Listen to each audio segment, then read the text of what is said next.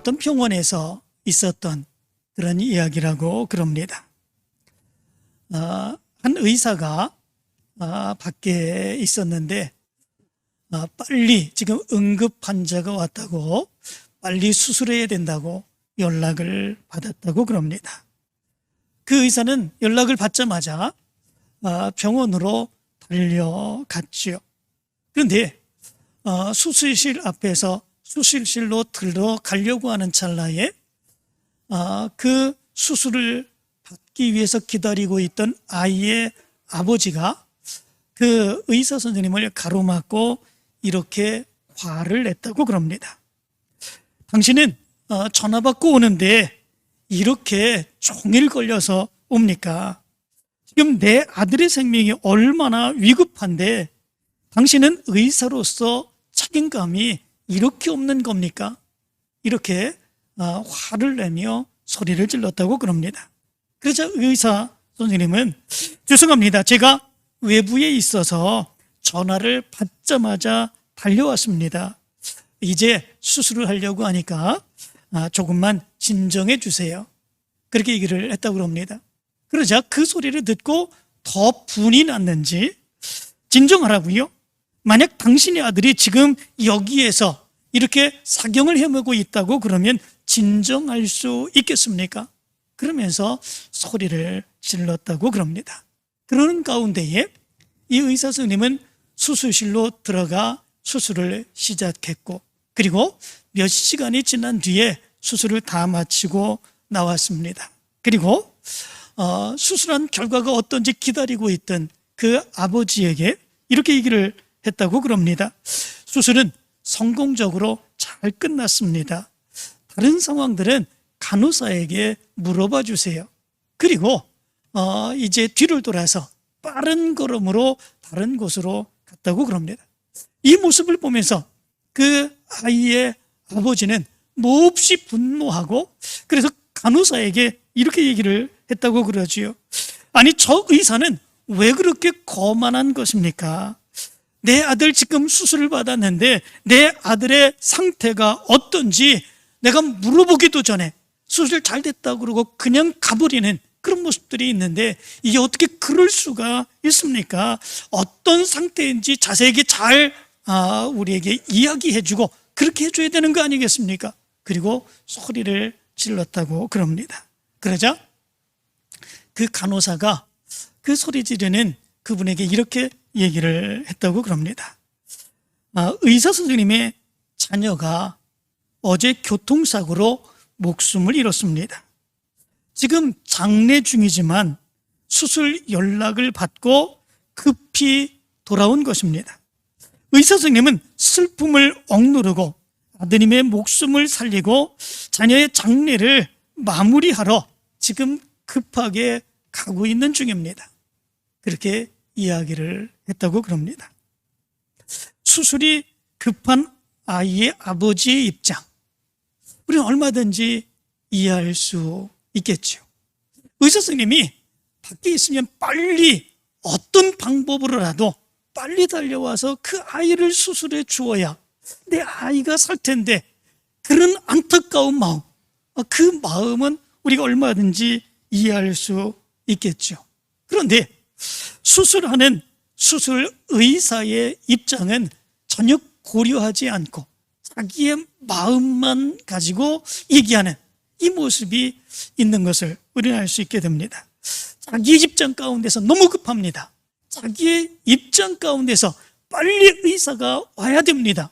자기의 입장 가운데서는 수술하고 난지 잘 됐는지 못 됐는지 앞으로 어떻게 해야 되는 것인지 자세하게 알려주기를 원합니다. 당연히 그런 모습들이 있어야 되죠. 그러나 그 수술한 의사의 입장도 상황도 있었던 거죠. 정말로 수술하기 어려운 그런 상황 가운데에서 그럼에도 불구하고 아이가 죽어가는 그 모습 가운데서 그것을 보기 안타까워 전화받고 빨리 와가지고 그 수술을 끝까지 잘 마치고 그리고 장례를 마무리하러 가는 그 의사의 마음, 그 마음도 이해할 수 있어야 되는 건데 그런데 아버지는 그걸 전혀 이해하려고 하지 않는 이런 모습들이 있었던 것이죠. 그런데 이런 모습들을 가만히 생각을 해보면 일반적으로 우리의 마음들이 아닌가, 그런 생각을 해봅니다. 우리나라 사람들은 특별히 성격이 급하지 않습니까? 그래서 다른 사람이 무엇을 생각하는지, 입장이 어떤지 그런 거 전혀 고려하지 않죠. 내 마음과 내 생각으로 이야기를 하고 아니면 말고 이렇게 생각하는 경우들이 얼마나 많이 있는지 모릅니다. 사람들은 자기의 기준에 맞추어서 생각하고 자기의 기준에 맞추어서 자기의 생각에 맞추어서 이야기하려고 하는 그런 모습들이 있습니다. 자기의 기준에 맞지 않고 자기의 생각대로 행하지 아니하면 그럴 수도 있구나, 그럴 수도 있지, 이렇게 생각하지 않고 틀렸다, 너는 왜 그러느냐, 이렇게 얘기하며 핀잔을 주고 오히려 분노하는 이런 모습들이 있게 됩니다. 이런 삶이 우리의 모습 가운데서 나타날 때에 많은 문제가 생기는 그런 모습들이 있죠. 많은 갈등들이 생기는 이런 모습들이 있게 되죠. 그런데 문제는 이러한 모습이 우리의 신앙생활에도 나타나고 있다고 하는 게 문제입니다. 우리가 신앙생활하는 것은 하나님의 뜻 안에서 예수님의 인도하시는 대로 예수님께서 원하시는 삶을 살고자 우리가 믿음의 삶을 사는 거 아니겠습니까? 내가 원하는 대로, 내가 생각하는 대로 살고자 한다면 세상의 사람들과 얼마든지 살아갈 수 있는 그런 모습들이 있습니다. 그러나 우리 믿음의 사람들은 하나님이 살아계심을 믿고 예수 그리스도께서 나를 구원해 주심을 믿으며 주 뜻대로 살기를 원하며 교회에 나와 신앙생활하는 거죠. 그렇다면 우리가 무엇을 먼저 생각해야 되겠습니까? 예수님의 뜻, 하나님의 뜻을 먼저 생각해야 되는 거 아니겠습니까? 그러면 내 기준을 예수님께 맞추어 주기를 원하는 그런 모습들이 아니라 내 기준을 예수님께 맞추어 믿음으로 살아갈 수 있는 그런 모습들이 우리 가운데 있어야 되죠. 내 생각, 내 주장, 내 입장 내려놓고 하나님의 뜻이 무엇일까? 하나님이 원하시는 것이 무엇일까? 그 뜻대로 살아갈 수 있으려면 나는 어떻게 해야 될까? 이 믿음으로 살아갈 수 있는 모습이 우리 가운데 있어야 되는 거죠. 그럴 때 나타나는 것, 그것이 하나님의 놀라운 능력과 역사입니다. 그러나 많은 사람들이 그렇게 하지 못하는 경우들이 있습니다. 내 기준과 내 생각에 하나님이, 예수님이 맞춰주기를 원합니다.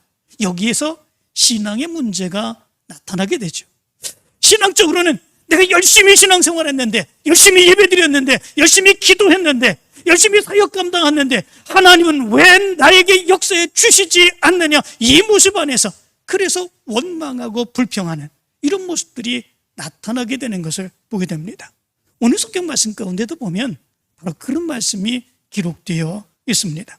예수님께서 제자들을 선택을 하시죠. 그 중에 오늘 말씀 가운데 보면 마태라고 하는 사람을 선택을 합니다. 마태는 세관에서 일하는 세리였습니다. 예수님은 그 마태에게 나를 따르라 말씀을 하였습니다. 이 따르라라고 하는 말은 아콜루데이라고 하는 말입니다. 이 말은 조금도 지체하지 말고 주저없이 당장 즉시 쫓으라 라고 하는 의미를 가지고 있습니다.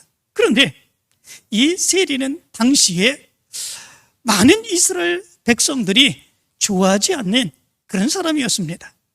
많은 사람들이 조롱하고 비난하고 함께하지 아니하는 그런 사람이었습니다. 어울리려고 하지 않았던 그런 사람이었죠. 무엇 때문에 그렇습니까?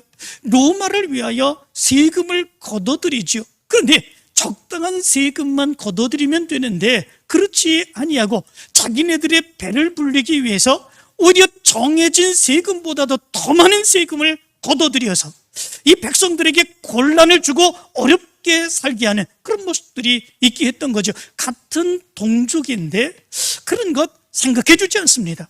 오히려 그것을 이용해서 자기네들이 더 많은 부를 쌓기를 원하는 그런 모습들이 있게 되죠. 그래서 그 당시에 종교인들, 그리고 이스라엘 백성들은 이 세리에 대해서 상종하지 않으려고 했고 어울리지 않으려고 했고 오히려 비난과 조롱 가운데 있었던 것을 보게 됩니다. 그런데 예수님은 그러한 마태, 세리 마태를 예수님의 제자로 부르시고 있는 것입니다. 그것뿐만이 아니라 오늘 성경 말씀 가운데 보면 그 마태의 집에 들어가서 세리와 죄인들과 함께 식사를 나누게 하는 이런 모습들이 있었습니다.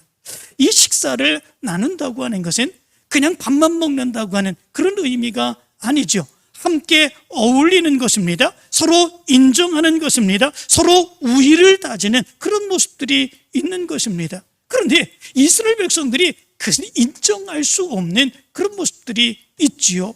나라를 위해서, 백성들을 위해서 일하는 것이 아니라 자기의 목적을 위해서 일하는 사람, 다른 사람들이 이렇게 힘들고 어려운데도 조금도 고려하지 아니하고 자기만 잘 살면 된다고 생각하는 이런 사람들 뿐만 아니라 하나님이 주신 율법을 제대로 지키지 아니하는 이런 사람들과 예수님이 어울린다?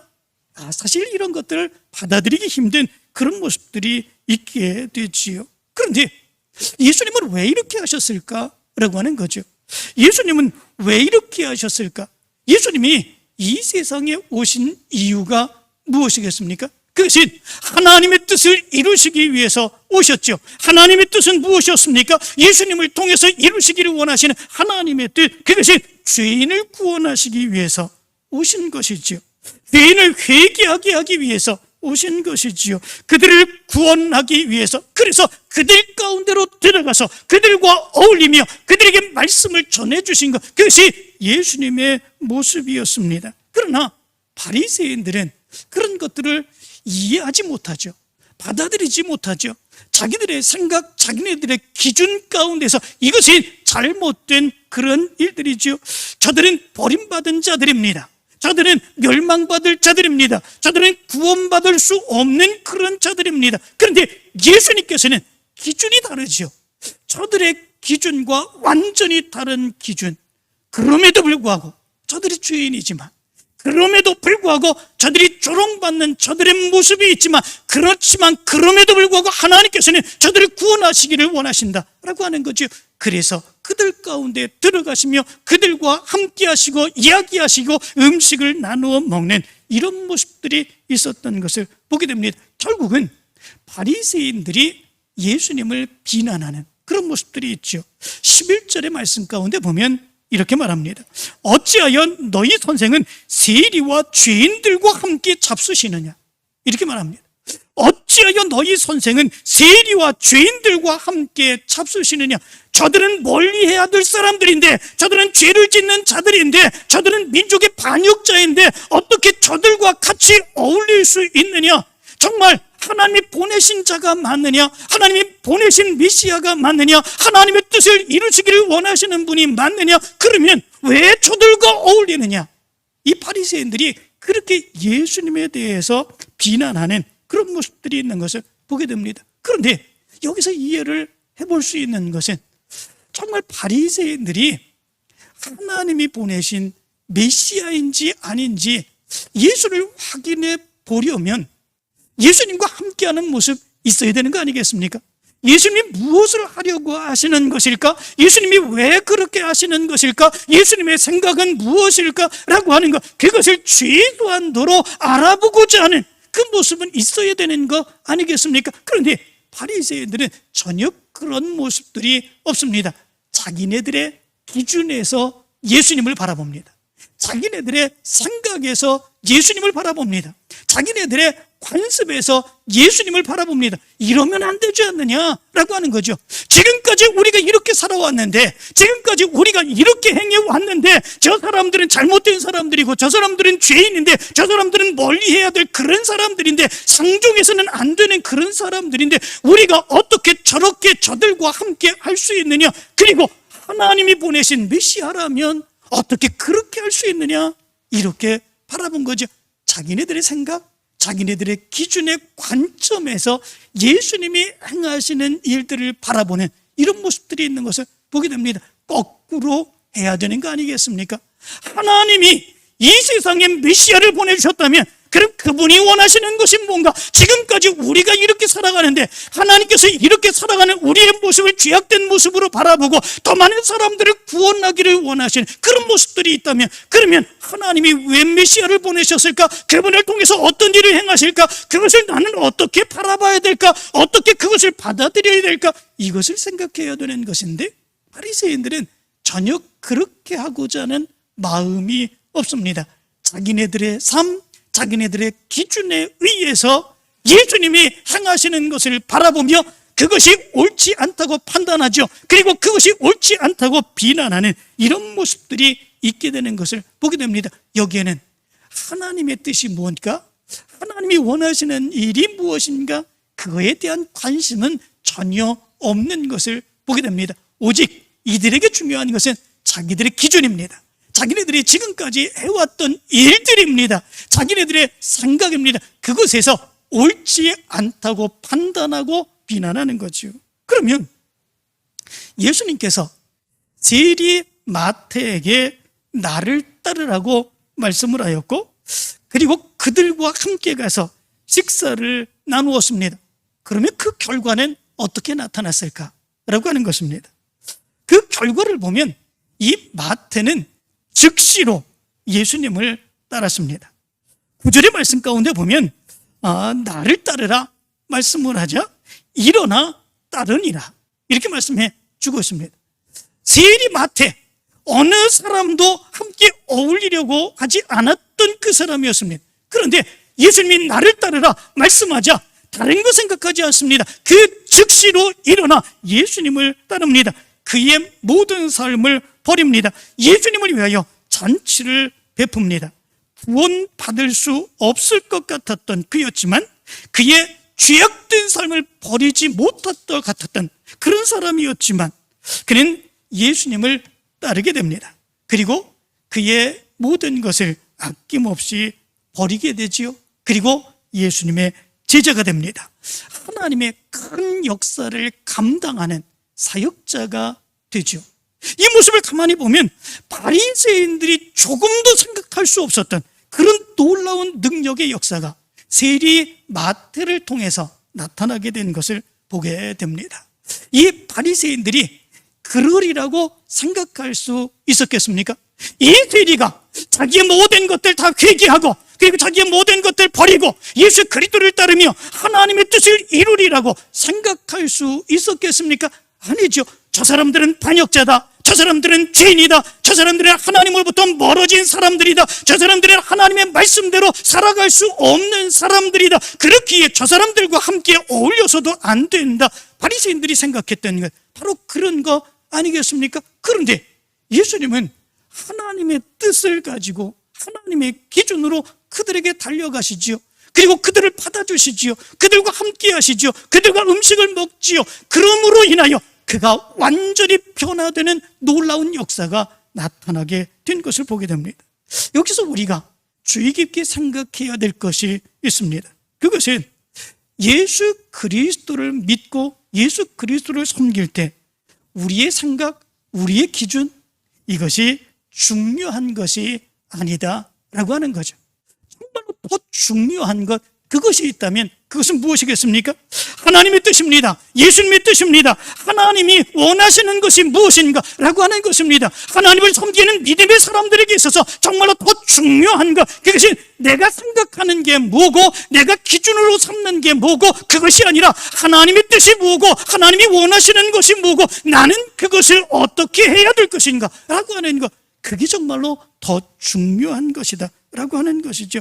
하나님이 원하시는 대로 하나님이 뜻하시는 대로 행할 때에 그럴 때 우리에게 나타나는 것 이것이 하나님의 역사 아니겠습니까? 그런데 많은 사람들이 그렇게 행하지 못하는 경우들이 많이 있습니다. 여러분들은 어떻습니까? 여러분들은 하나님의 뜻에 기준을 맞추고 있습니까? 예수님의 뜻에 기준을 맞추고 있습니까? 예수님의 기준이 여러분들의 기준이 되고 있습니까? 아니면 여러분들의 생각과 여러분들의 기준이 더 우선이고 하나님의 뜻과 하나님의 기준이 나중되는 그런 모습들이 있습니까? 그런데 우리의 모습 가운데서 보면 우리의 생각과 우리의 마음과 우리의 기준이 더 앞서는 것을 보게 됩니다. 결코 그것을 포기하지 못하는 모습들이 너무나도 많이 있습니다. 기도할 때도 그렇지 않습니까? 기도할 때도 내 기준에서 기도합니다. 내가 원하는 것만 이루어지기를 간절히 원합니다. 내가 기도하는 것 이루어지지 않고 내가 생각하는 것대로 이루어지지 않으면 하나님이 나를 사랑하지 않는 것으로 생각합니다. 하나님이 내 기도는 응답해 주시지 않는 것으로 생각합니다. 하나님이 왜 나를 돌보시지 않는지, 하나님은 왜 나를 인도해 주시지 않는지, 하나님은 왜 나를 축복해 주시지 않는지, 내가 이렇게 예배를 드리고 하나님 앞에 나와 간절히 기도하는데 하나님은 왜 이렇게 응답해 주시지 않는지, 그 모습 때문에 원망하고 불평하고 내 신앙이 실망되고 낙심되는 이런 모습들이 우리의 모습 가운데 얼마나 많이 있습니까? 우리가 사역을 감당할 때도 마찬가지로 그렇습니다. 사역을 감당할 때도 우리는 때로는 내가 좋아하는 것만 감당하는 이런 모습들이 더 많이 있죠. 내가 좋아하는 것, 내가 기뻐하는 것, 내가 잘하는 것, 그거를 시키면 그러면 그거는 얼마든지 잘할 수 있다고 생각을 합니다. 그러나 내가 싫어하는 것, 힘들고 어려운 것, 그런 것들은 나는 못한다 생각하죠. 물론 어려울 수 있습니다. 힘들 수 있습니다. 그렇지만 정말 꼭 그 일을 감당하는 일에 있어서 이것이 하나님의 뜻을 이루고 하나님의 역사를 이루는 일이라고 한다면, 그러면 힘들고 어려울지라도 이것이 하나님께서 나에게 맡겨주신 일이라고 믿으면 그것을 끝까지 감당할 수 있는 모습이 우리의 사역이 될 수 있어야 되는 거죠. 예수님도 그러셨지 않았습니까? 예수님도 하나님의 뜻을 이루시기 위해서 이 세상에 오셨습니다. 그리고 십자가를 지셨지요. 이 십자가를 지시는 고통의 모습이 얼마나 힘들고 어려운지, 십자가를 지시기 전에 예수님께서 하나님 앞에 나가 간절히 기도합니다. 그때 기도했던 그 모습이 땀이 땅에 떨어지는 깃방울 같이 되었다, 이렇게 말씀해 주고 있습니다. 얼마나 고통스러웠으면 십자가를 지는 것, 그건 힘든 것입니다. 정말 어려운 그런 일입니다. 그러나 그럼에도 불구하고 예수님께서는 그 가운데서 이렇게 기도하시지요. 내 원대로 마옵시고 하나님의 아버지의 원대로 되기를 원하나이다, 이렇게 기도하시며 십자가를 지시는 그런 모습들이 있었지 않았습니까? 예수님이 인간적으로 원하셨던 것, 그것은 십자가를 지고 죽으시는 것은 아니었습니다. 그러나 그럼에도 불구하고 하나님의 뜻이기에, 그 일을 하나님이 나에게 원하시기에 예수님께서는 십자가를 지는 그 고통마저도 견디고 이기며 십자가를 지고 하나님의 뜻을 이루었던 것을 보게 됩니다. 그러나 때로는 우리는 그러하지 않지요. 내 생각이 먼저입니다. 내 주장이 먼저입니다. 내 입장이 먼저입니다. 조금 쉬운 일, 조금 이제 어렵지 않은 일, 내가 감당할 수 있는 일, 그 정도만이라고 생각하는 경우들이 너무나도 많이 있는 그런 모습들이 있습니다. 하나님의 뜻인가 아닌가, 하나님의 뜻을 이루기 위해서 내가 이 일을 감당해야 되는 거 아닌가 라고 하는 그것이 우리 가운데서 먼저가 되지 못하는 경우들이 얼마나 많이 있는지 모릅니다. 전도할 때도 우리는 그렇게 할 때가 많이 있습니다. 하나님께서는 예수님을 이 땅에 보내주시고 하나님의 뜻을 이루고자 하시며 전도하라고 말씀하셨죠. 그 전도하라고 하실 때에 어떤 사람들을 전도하라고 하신 것이겠습니까? 이 세상의 모든 사람들입니다. 이 세상의 모든 사람들, 죄 많이 지은 사람들, 성격이 나쁜 사람들, 내 마음에 들지 않는 사람들, 그 모든 사람들도 하나님이 그들에게 말씀을 전하여 그들을 전도하기를 원하시는 그런 모습들이 있는 거죠. 그런데 참으로 이상하게 우리의 마음속에서는 내 마음대로 전도의 대상을 절단하는 이런 모습들이 있는 것을 보게 됩니다. 그 사람은 성질이 안 좋아서 안 되고, 저 사람은 사나워서 안 되고, 저 사람은 마음이 안 좋아서 안 되고, 저 사람은 뭐가 안 좋아서 안 되고, 내 마음에 안 들어서 안 되고, 그리고 저 사람 착해서 되고 라고 하는 그런 마음들이 우리의 모습 가운데 있습니다. 내 마음대로 하나님의 뜻대로 전도하고 그 사람을 구원하기를 원하는 것이 아니라 그 사람이 변화되기를 원하는 그 모습이 아니라 이래서 안 되고 저래서 안 되고 그래서 저 사람은 되고, 이것이 우리의 전도의 기준이 되는 이런 모습들이 있는 것을 보게 됩니다. 내 마음대로이죠. 내 생각대로 행하는 이런 모습들이 있습니다. 예수님께서는 당시에 가장 조롱받고 비난받았던 세리까지도 예수님의 제자로 삼으셨습니다. 가룟 유다가 예수님을 배반할 것을 분명히 아시는데도 불구하고 가룟 유다를 끝까지 품으시며 그와 함께 하시는 그런 모습들이 있었습니다. 그렇다면 하나님의 뜻대로 하나님의 역사를 이루기 위해서 우리는 어떻게 해야 될까라고 하는 거죠. 내 마음에 맞지 않는 사람들도, 저 사람이 세상에 비난받는 그런 사람일지라도 그들을 구원하고 그리고 그들에게 전도하여서 하나님의 뜻을 이룰 수 있는 것, 그것이 우리의 모습이 되어야 되는데 때로 그렇지 않을 때가 너무나도 많이 있습니다. 우리가 분명히 기억해야 되는 것이 있습니다. 그것은 신앙은 내 기준을 하나님께, 예수님께 요구해서 받아내는 것, 그것이 아니다라고 하는 것입니다. 하나님께서 말씀하시는 것을 듣겠다, 하나님께서 원하시는 것을 하겠다, 하나님이 기뻐하시는 것이라면 나도 기뻐하겠다, 이것이 우리의 신앙의 모습이 될 수 있어야 된다라고 하는 것입니다. 그럴 때 나를 통해서 하나님의 역사가 나타날 수 있게 되는 것이지요. 우리는 우리의 생각과 기준을 바꿀 수 있어야 됩니다. 우리의 생각과 기준을 하나님의 뜻과 하나님의 말씀으로 바꿀 때에 하나님의 놀라운 능력의 역사가 우리를 통해서 드러날 수 있게 되는 것입니다. 창세기 29장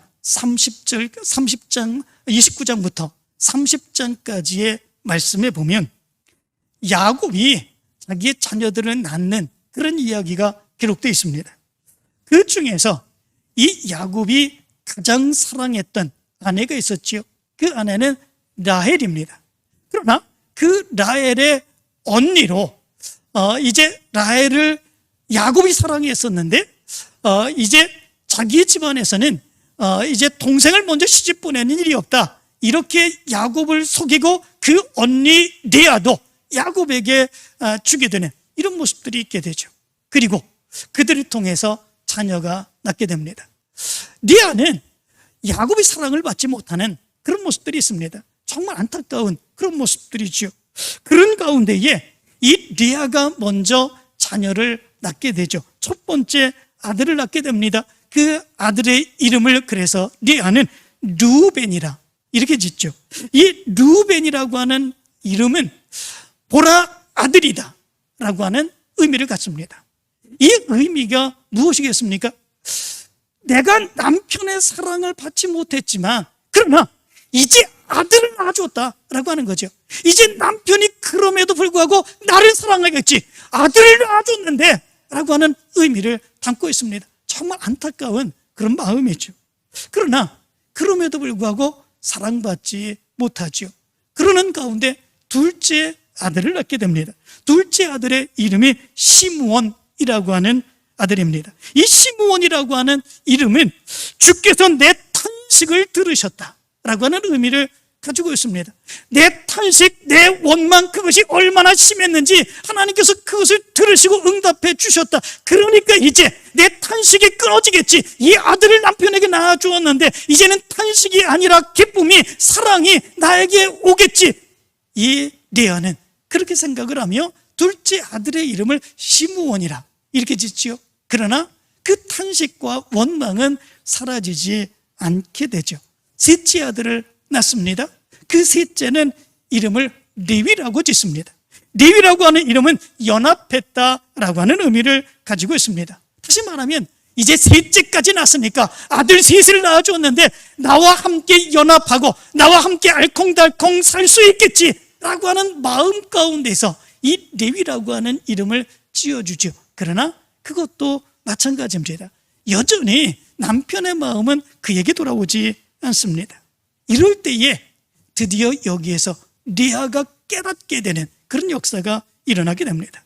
내 인생의 기준을 남편에게 두는 것이 아니라 이제는 하나님께 두어야 된다라고 하는 것을 여기에서 깨닫게 됩니다. 내 인생의 기준이 남편에게 있고 남편만 바라보면서 남편의 사랑만 갈구하며 이렇게 살았는데 가만히 눈을 들어서 보니까 그것이 아니구나. 내 인생의 기준을 하나님께 두고 하나님이 역사하셔 주시는 대로, 하나님이 인도해 주시는 대로 나갈 때에 하나님의 놀라운 능력의 역사가 나타날 수 있겠다라고 하는 것을 깨닫게 됩니다. 그리고 네 번째 아들을 낳게 됩니다. 그 아들의 이름을 무엇이라고 집니까? 유다라고 집니다. 이 유다라고 하는 이름의 의미는 찬송하리로다 라고 하는 것입니다.